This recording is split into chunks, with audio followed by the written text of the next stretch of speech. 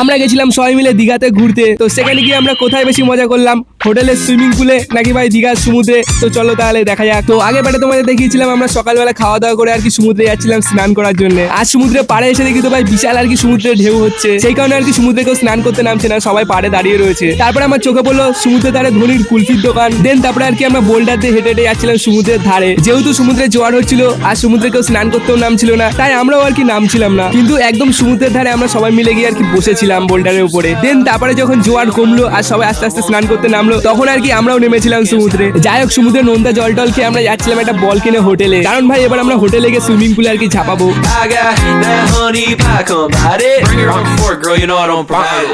দেন অনেকক্ষণ সুইমিং পুলে ঝাপাঝাপি করার পর আমরা চলে গেছিলাম দুপুরে খাবার খেতে। তো খাবার খাওয়ার জন্য আমরা বাইরে এক হোটেলে গেছিলাম। দেন দুপুরে খাবার টাবার সাটানোর পরে আর কি এখানে আমরা বসেছিলাম কিছুক্ষণ। তো তারপরে আর কি আমরা হোটেলে চলে গেলাম। দেন সন্ধ্যাবেলা আবার আমরা এসেছিলাম বিচের ধারে। এখানে এসে সমুদ্রের ধারে আমরা অনেকক্ষণ সবাই মিলে বসেছিলাম। তো তারপরে আমরা রাতে খাবার টাবার নিয়ে চলে গেলাম হোটেলে। তো বাকি কি কি করলাম সেগুলো আর কি পরে পরেই দেখাবো।